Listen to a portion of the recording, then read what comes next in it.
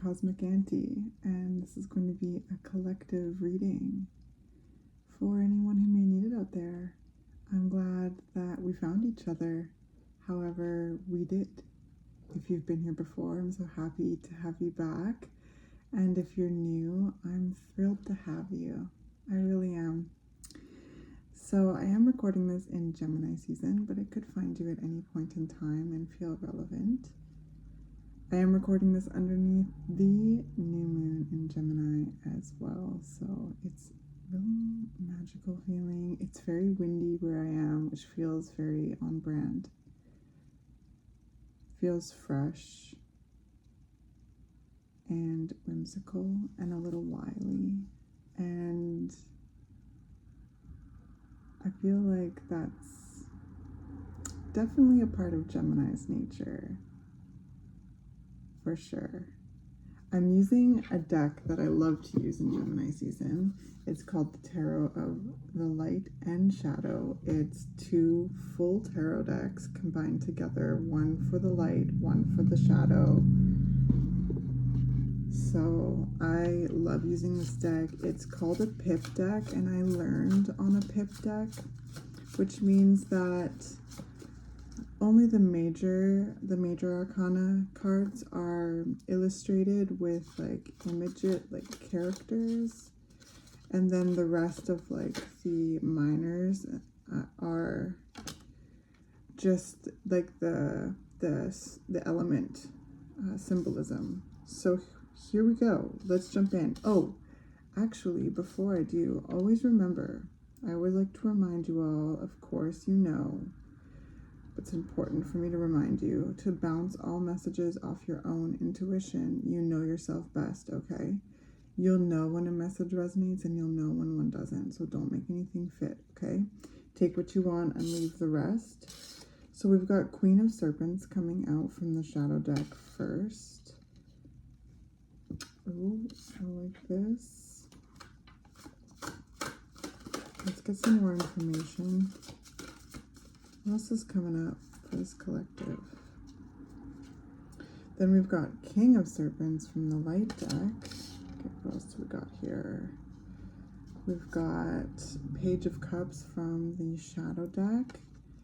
And then is it the 8? Yeah, 8 of Cups from the Light deck. See what I mean? So this is like an example. And the court cards are also illustrated with characters. Okay, all right. I feel like I need to just bear with me, friends. Bear with me. King of Wands from the Shadow. And then one more. Perfect. 8 of Wands.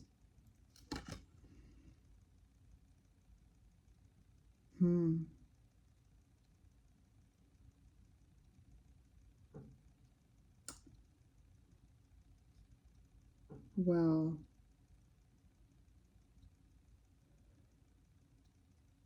there's something here, and there's things here that you have been and are confidently moving away from.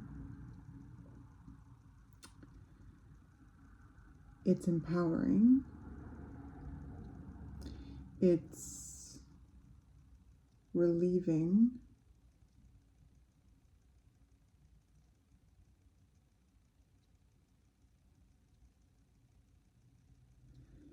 And the spillage, you know, the room that's left over there's room for all the inspiration to take place. So it's very inspiring. We've got 6 of Pentacles at the bottom of the deck. There's the room for the inspiration to take root.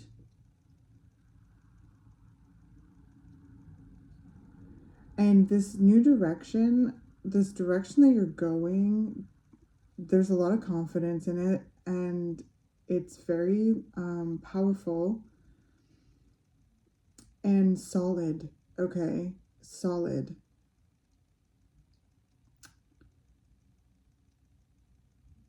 You've created a lot of success and are moving away from certain things and moving towards others that have so much, like, there's so much more reciprocity and there's so much growth potential.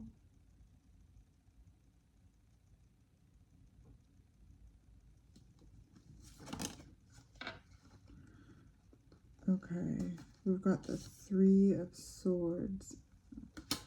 There is an element of pain to it. There it is. There's a twinge.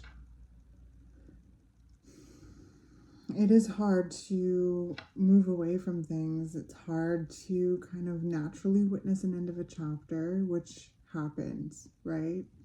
There's natural parting of ways. There's natural endings to things. Then there's choices that you might make or others might make to move away from one another. There's things that are outgrown, right? There's things that are outgrown, relationship wise, work wise, community wise, house wise, those kind of things, right? So there is this kind of outgrowing energy. There's this natural parting of ways or ending or a choice to move away from either you or another, and there's a sense of pain with it. It feels just like a little twang in the heart, you know. It does feel as though this energy that we've been talking about earlier, like moving confidently in the direction that you're going, it's there. Like there is this trust and this groundedness with the path that you're moving on, and filling this new space that's created by this release with really inspiring things.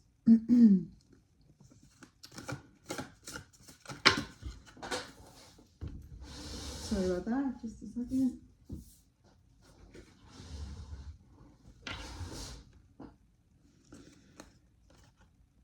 Yeah, oh my gosh, beautiful. Fool and the Two of Cups. Moving towards even greater love. Love of self, love with others, romantically, friendship, work-wise, community, family, you know, like really feeling a healthy relationship with yourself and others, and a healthy relationship with what you do, healthy relationship with life. I heard a new lease on life, feeling free, feeling inspired, feeling renewed. There's a bittersweetness absolutely to this energy, and the pain is, you know, I heard runs deep. It's been painful. It's almost like a reflection on the pain. It's an acknowledgement of the pain, acknowledging it, as you continue to confidently move in this new direction, this new path, armed with the resources that you've worked so hard for, the resources that you've cultivated, the things that you've built with the Queen and the King of Serpents, this really healthy sense of self, and the things that you've built in the physical world, you know, your home, like your work, your businesses, your community, how you give and receive from them, and all of those kind of things. Like this, I'm talking to people who are very successful, almost like at everything that you do. Like there's a lot of accomplishments here. You're a very accomplished person. You have built a lot and you have a lot to give. And there's a lot of like really powerful presence here.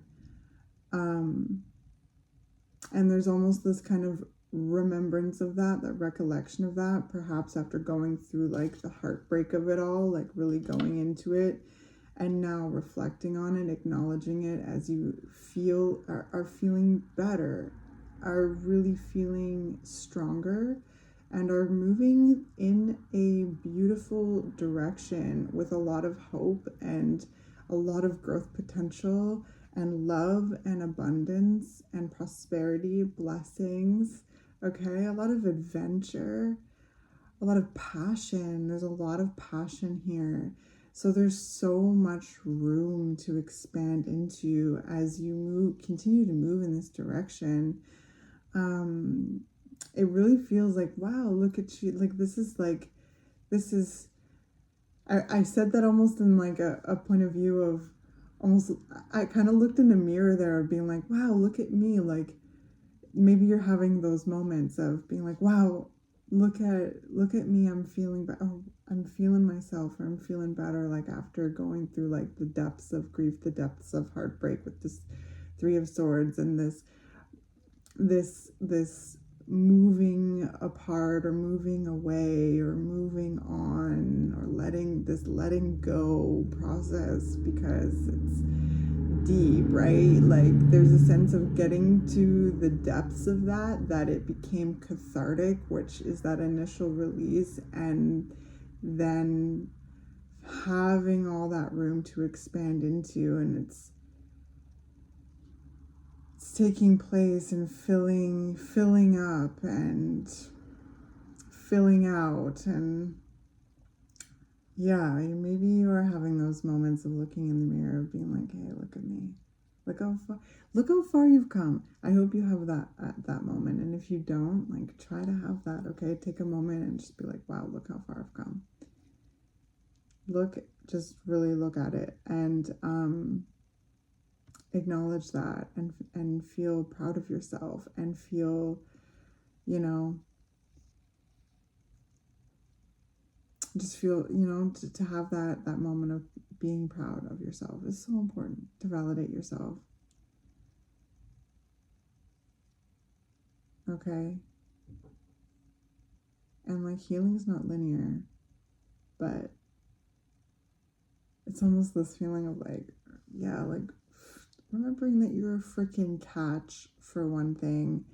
You're a catch, you're a great employee, you're a great friend, you're a great person, okay? And like, you have so much to give, and this direction, it's like this zest that's coming through here, this zest for life.